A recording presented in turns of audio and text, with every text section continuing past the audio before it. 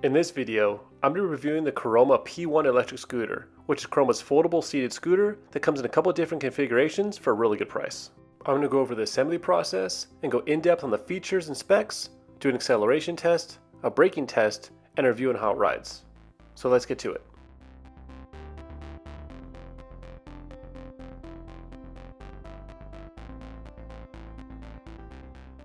The P1 comes in a standard scooter shipping box, but is really heavy, so make sure to be careful when moving, and if possible have someone help you move it. After opening, the scooter is assembled about 90%. All you have to do is remove all the packing foam and zip ties, install the handlebars, install the rear rack and seat, and include in the box were the necessary tools and instruction manual.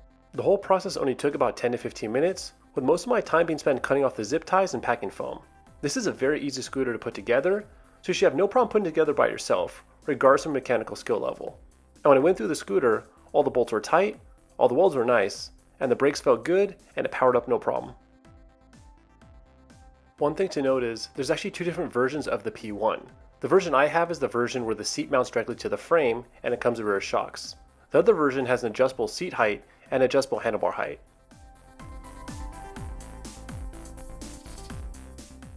The P1 is powered by a 500 watt brushless rear hub motor and a 48 volt 7.8 amp hour lithium ion battery that's stored in the deck and has a claimed range up to 25 miles on a single charge. There's also two other motor options for the P1. There's a 350 watt version with a 15 mile range, and if you want some serious oomph, there's a 750 watt version with a 30 mile range. The P1 also comes with mechanical disc brakes with 180mm rotors in the front and in the rear, with the left brake activating the front brake and the rear brake controlled by the right lever. The wheels are 14-inch aluminum wheels that come with pneumatic tires with a 2-inch width. And help out with ride comfort, there's also a suspension fork with 45mm of travel and rear shocks that work surprisingly good. For safety and increased visibility, there's a headlight and tail light you turn on with the button located right under the display. And the rear tail light also serves as a brake light. Included with the scooter was a rear rack that definitely feels sturdy and has a weight capacity of 5 kilograms or about 11 pounds. The dashboard has a very simple and clean display design that shows your battery level. To turn on the scooter, all you have to do is turn the key located underneath the deck, and the P1 uses a motorcycle style throttle. So the P1 has an overall length of 52 inches, a wheelbase of 36 inches, a handlebar height from the ground of 36 inches, a handlebar width of 630mm or a little less than 25 inches, a deck width of 9 inches, deck height from the ground 11 inches, ground clearance is 7 inches, it weighs in at 65 pounds. And at the time of this recording, the 350 watt model is $370. The 500 watt model that's being tested is $420, and the 750 watt model is $500. So for the acceleration test, I want to check the acceleration to the top speed of 20 miles per hour. And to correctly verify, I use a speed app. Here's how it went. Acceleration to the top speed of 20 miles per hour. Ready, and go. 10, 15,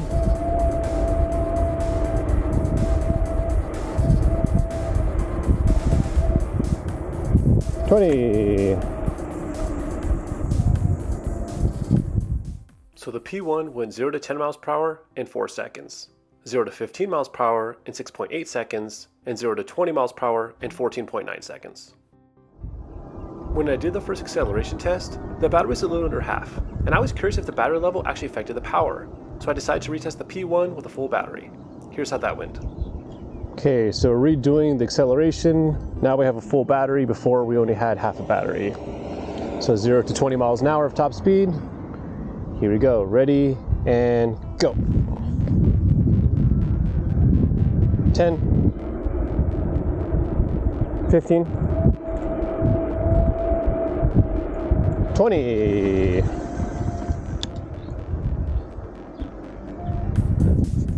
So with the full battery, the P1 went 0 to 10 miles per hour in 3.6 seconds, 0 to 15 miles per hour in 6.4 seconds, and 0 to 20 miles per hour in 10.4 seconds.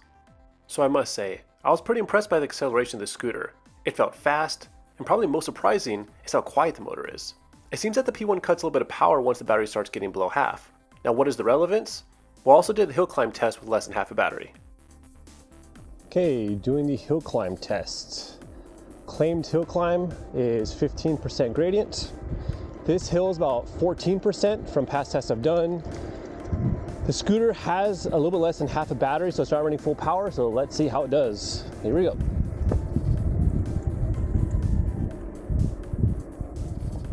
Okay. 11 miles per hour, 10 miles per hour, 9 miles per hour, 8 miles per hour, 7 miles per hour. I mean, it's climbing technically.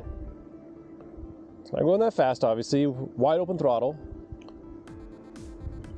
Like I said, I've done this hill before on bikes that I've tested out, and it's about a 14% grade. And 8 miles an hour. And we made it. So technically it can do about a 15% gradient. And as you can see, the P1 did in fact meet the claimed climbing ability of 15%. It didn't do it at top speed, but it's still impressive considering that the battery level's below 50%, which we found on the acceleration test actually minimizes the power the P1 has. And just for reference, I'm about 175 pounds. Next, I wanted to test out the braking distance from the top speed of 20 miles per hour, which the P1 did in a very impressive 17 feet.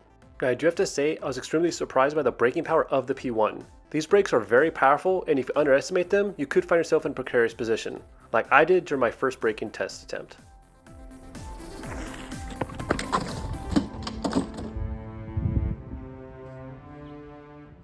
The last test, and probably the most important one, is the ride comfort test, where I took the P1 on an extended ride to the coast of beautiful San Diego. So for this ride, my daughter and I decided to ride on the bikeway on the Strand, from Imperial Beach to Coronado, California.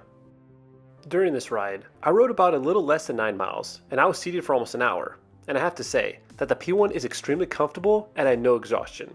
Other than having a ton of fun being able to ride with my daughter, I couldn't believe how much fun the P1 was. It's one of the most enjoyable and fun electric vehicles that I've ever ridden on this channel.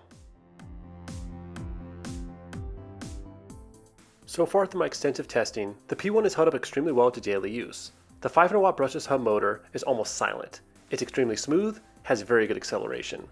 It's able to cruise at top speed of 20 miles per hour very easily, and it's pretty comfortable. Both the seat, fork, and rear shocks do a wonderful job on keeping the ride calm and smooth.